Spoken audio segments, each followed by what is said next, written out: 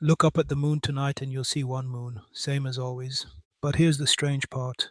For a short window, billions of years ago, Earth might have had two moons orbiting the same planet at the same time. And then one of them was gone, not lost, not flown off into space. It crashed into the other one and became part of it.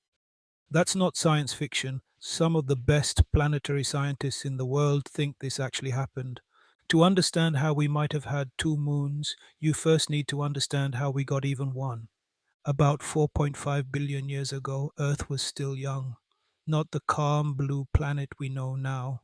A hot, half formed ball of rock, still getting hit by debris left over from the birth of the solar system. Then something huge hit it. A object about the size of Mars. Scientists gave it a name, Theia.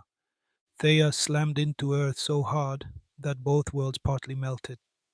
A ring of hot, broken rock and dust got blasted out into orbit around Earth, kind of like the rings around Saturn, but messier and made of vaporized planet.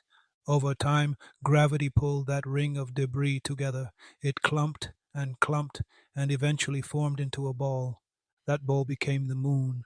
This is called the giant impact theory, and most scientists agree it's the best explanation we have for where the moon came from. But here's the problem. This theory explains how we got a moon. It doesn't explain something strange about the moon we actually have. If you look at the side of the moon that always faces Earth, it's low, flat, and covered in dark plains.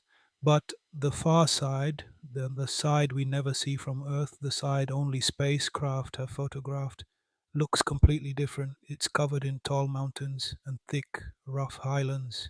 Same moon, two completely different faces, like it's actually two different worlds stuck together. For decades, nobody had a clean answer for why, until scientists started asking a strange question. What if the far side isn't just rougher? What if it's made of different material entirely? What if it's not really part of the original moon at all? That question leads directly to the second moon. In 2011, two planetary scientists, Eric Asphaug and Martin Jutzi, published an idea that could explain it, and it's a strange one. They suggested that the same giant impact that made our moon also made a second, smaller moon, a companion, something about 1/30th the size of our current moon. Still big, just much smaller than what we have now.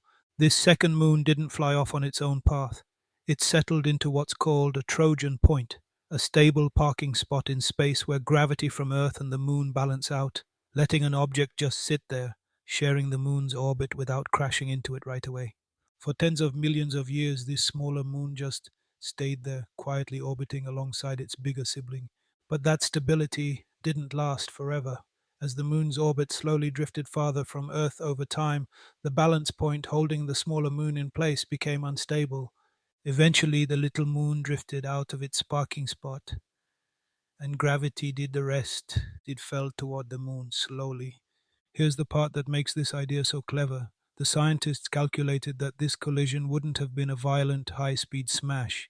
It happened at a relatively low speed for a space collision, around 4,400 miles per hour, slow enough that it didn't blast out a crater or melt the rock on impact. Instead, picture two balls of half-set dough gently colliding and sticking together, rather than two rocks smashing apart. The smaller moon basically splattered onto one side of the bigger moon, like a snowball hitting a wall, spreading out into a thick layer instead of shattering. That splattered layer of material didn't disappear, it piled up. It became solid crust, thick, rough, and mountainous. And it's still there today. Scientists think that layer is exactly what we now see as the far side highlands, the mountainous, cratered face of the moon we never see from Earth. So the near side stayed the way the original moon always looked, low and flat, and the far side became something new, the leftover shape of a second moon that no longer exists on its own, because it's now part of the moon we do see. But how would anyone actually check an idea like this? You can't dig up a 4.5 billion year old collision and look for a receipt. This is where the composition comes in. If the far side highlands really are leftover material from a separate moon, they shouldn't just look different, they should be made of different stuff too. And that's exactly what missions studying the moon have found. The far side crust is thicker, and it carries different mineral signatures than the near side. It's not just rougher terrain, it's chemically a different mix of rock. That's the kind of detail that turns a fun idea into a real scientific hypothesis. It's not proof. Other explanations for the far side's strangeness are still on the table, like uneven heating or a giant crater blasting material sideways early in the moon's history. But the second moon idea is one of the few that explains both the shape and the composition at the same time, which is part of why it's taken seriously. If this idea is right, then every time you look up at the moon, you're only seeing half the story, literally. One face is the moon as it originally formed, the other face is the fossil of a second moon that used to share our sky. Nobody was around to see it happen. This all took place around 4.5 billion years ago, long before life, long before Earth even looked like Earth. There's no photo, no memory, just a shape frozen into rock that scientists are still reading like a scar. And here's a strange twist. Earth hasn't completely stopped doing this. Even today, our planet occasionally captures small asteroids into short-term orbits, sometimes called mini-moons. It's happened more than once in recent memory. In 2006, astronomers spotted an object called 2006 RH120 quietly circling Earth. It hung around for about a year before drifting back out into its own orbit around the Sun. Then in 2020 it happened again. A small asteroid called 2020 CD3, only about the size of a car, was caught orbiting Earth before slipping away again just a couple of months later.